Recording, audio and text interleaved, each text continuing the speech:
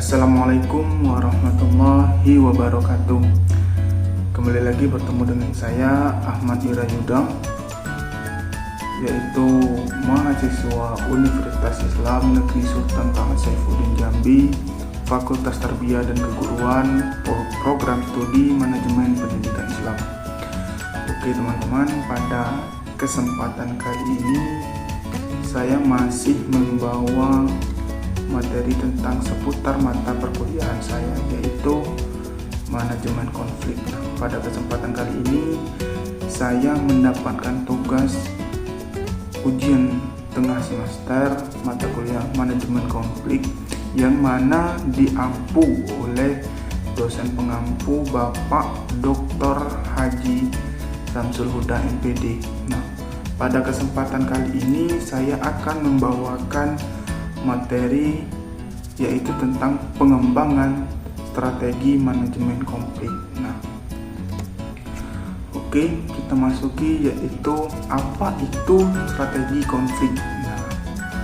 Menurut Wirawan pada tahun 2016, yaitu manajemen konflik merupakan proses penyusunan strategi konflik sebagai rencana manajemen konflik. Bahwa strategi konflik adalah proses menentukan tujuan seseorang terlihat suatu konflik dan pola interaksi konflik yang digunakan untuk mencapai keluaran konflik yang diharapkan. Proses strategi konflik dapat digambarkan, ada beberapa yang dapat menggambarkan proses strategi konflik. Menurut Wirawan pada 2016, langkah-langkah penyusunan strategi konflik yaitu yang pertama ada analisis SWOT, yaitu strength, weakness, opportunity, dan threat mengenai diri sendiri dan lawan konflik. Yang kedua yaitu menentukan tujuan konflik. Dan yang ketiga ada pola interaksi konflik. Selanjutnya strategi manajemen konflik. Tindakan apapun yang kita lakukan dirasakan terjadi sebagai reaksi alami. Namun, sebenarnya kita juga mempunyai strategi pribadi tertentu. Karena itu, strategi ini kebanyakan memperoleh sebagai hasil belajar. Kita selalu dapat mengubahnya dengan belajar cara-cara baru yang lebih efektif mengatasi konflik. Ada dua hal yang dapat menjadi pertimbangan bila sedang menghadapi konflik, yaitu yang pertama mempertimbangkan tujuan. Kita harus mempertimbangkan tujuan, bagaimana cara kita menghadapi konflik tersebut. Yang kedua yaitu mempertimbangkan hubungan baik dengan orang lain. Jadi ketika konflik itu terjadi, kita harus mempertimbangkan bagaimana ketika konflik itu terjadi, hubungan kita antar orang lain itu tidak rusak. Jadi kita harus mempertimbangkan hubungan kita dengan orang lain. Selanjutnya yaitu mengelola konflik antar individu. Menurut Lenas pada tahun 1983, konflik individual terhadap tujuan dapat bersifat positif maupun negatif. Dalam hal itu ada 3 jenis konflik terhadap tujuan itu, yang mana yang pertama yaitu approach konflik, di mana individu dimotivasi untuk mendekati 2 atau lebih pendekatan positif, tetapi punya keikatan erat dengan tujuan. Yang kedua, approach avoidance konflik, yang mana individu dimotivasi mendekati tujuan dan pada saat bersama dimotivasi untuk menghindarinya.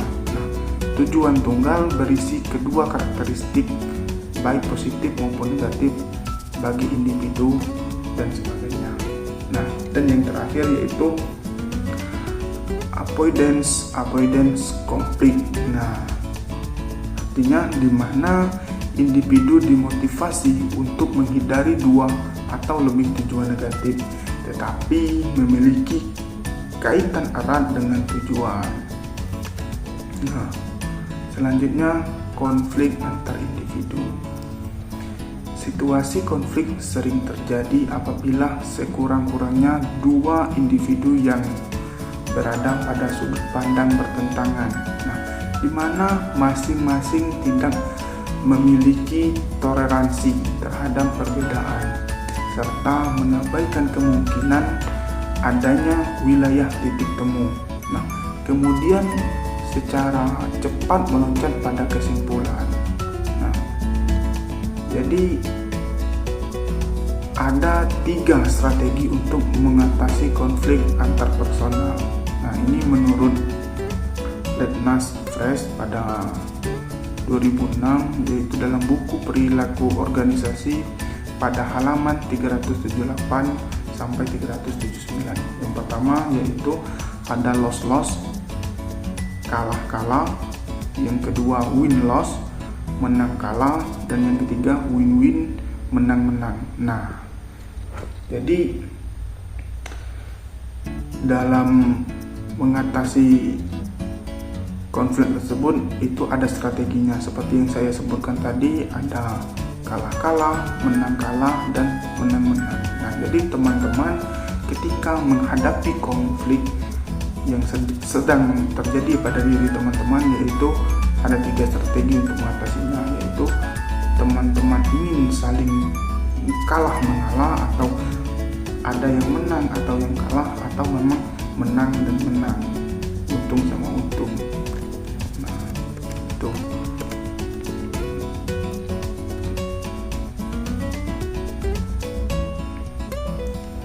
Mungkin itulah yang dapat saya sampaikan mengenai pengembangan strategi manajemen konflik. Nah, mungkin jika teman-teman masih penasaran dengan konten-konten yang saya buat, silakan teman-teman ikuti terus channel saya. Teman-teman like, comment, share, and subscribe. Terima kasih teman-teman. Saya akhiri. Assalamualaikum warahmatullahi wabarakatuh.